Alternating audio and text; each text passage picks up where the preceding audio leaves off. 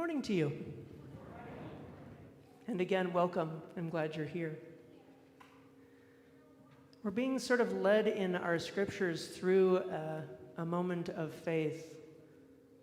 We have in the reading from Isaiah an affirmation of God's presence for a people that were living in exile, surrounded by people who were worshiping other gods.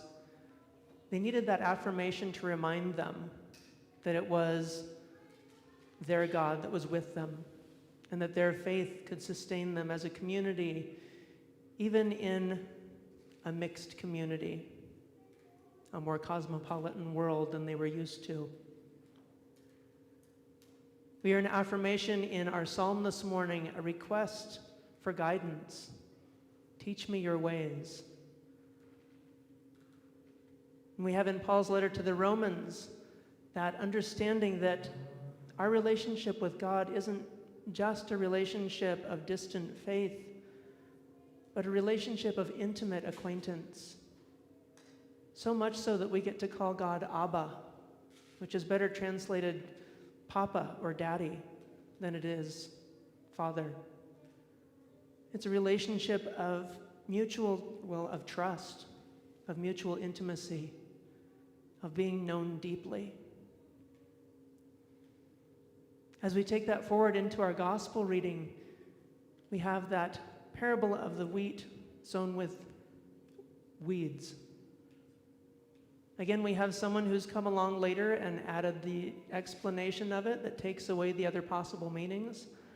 But I'm going to look at some of those other possible meanings this morning. Because I would say that in my life, I am sometimes wheat and sometimes weed. And I think that is true for all of us. Our calling is to go out into our world loving, with compassionate hearts, taking care of each other, seeing ourselves reflected back to us in the eyes of strangers that we meet, looking for Christ in all people. And the reality is that sometimes we can't do that. Sometimes we're having a bad day or a bad week. Sometimes our water heater goes out and we had to have a cold shower. That was this morning. Life happens, doesn't it? We do our best, but sometimes life gets us down. The beauty is that we don't have to convict ourselves in every one of those moments and say, oh, I'm a weed, that's all I am. We're allowed to continue growing in community, to continue having those moments where we seek God's guidance, where we seek to be our best selves, where we seek to have those moments where we bear fruit. And that fruit is taking care of each other. That fruit is loving. That fruit is seeing the best in the people we meet, even if they're at their worst, and allowing them the grace to have those moments when they too are the weeds in their own lives. Growing up, I probably would have been considered a weed by some folks. My best friend's dad grounded me from him once because he thought I was a bad influence on him. And to be fair, my dad grounded me from him because he thought Aaron was a bad influence on me too. So Aaron's still one of my best friends and chosen brothers. And we've been friends for over 40 years. A long time. We grow up. Just because we grow up doesn't mean we're always doing our best. But we grow up with the hope that we become good people. And we do the best to teach our children the same. Eva's been having a little bit of a hard time at her job this summer. She got a lot of accolades in the first few weeks because she's amazing at what she does. She's a bright young woman with an amazing heart. She cares about people. The campers love her. But she has another staff person who isn't always doing his best. And there was once when she actually had to report him. And she got in more trouble than he did. So she's feeling a little down right now.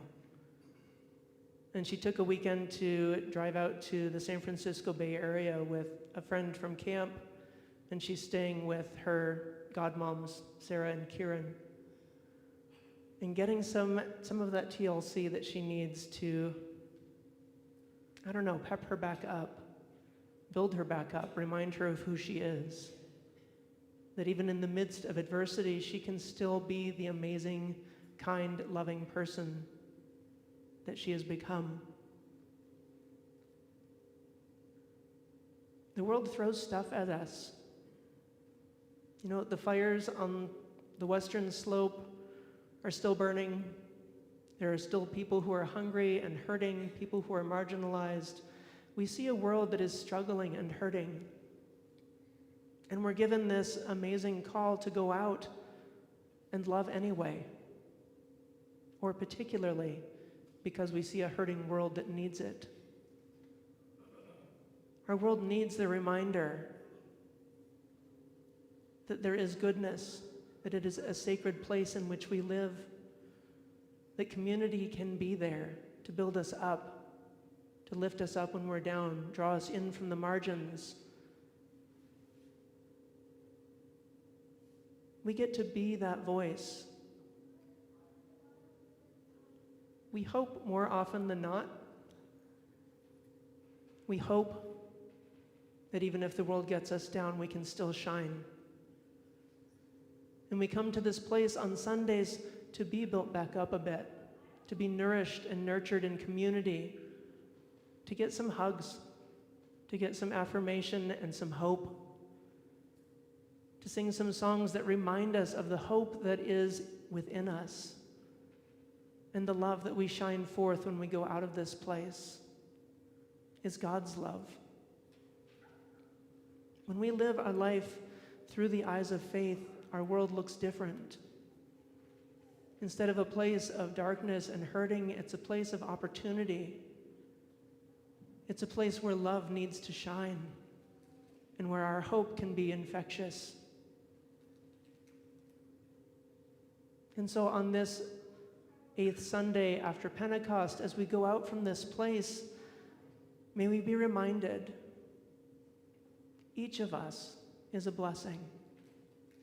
Each of us has unique gifts that are meant to serve our world with hope and love and compassion.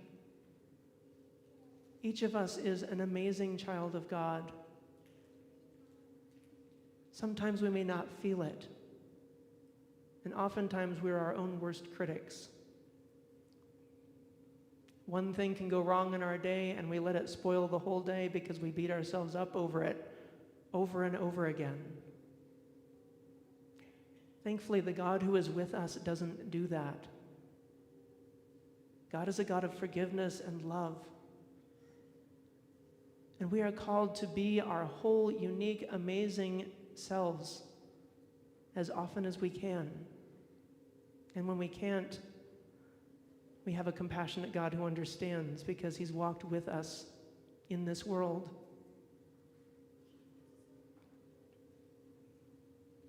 And so go from this place, be your best selves. Each of you is amazing, beloved, worthy of love and hope and care, worthy of dignity and respect, and more than worthy to carry the torch of God's love and hope into our world. Amen.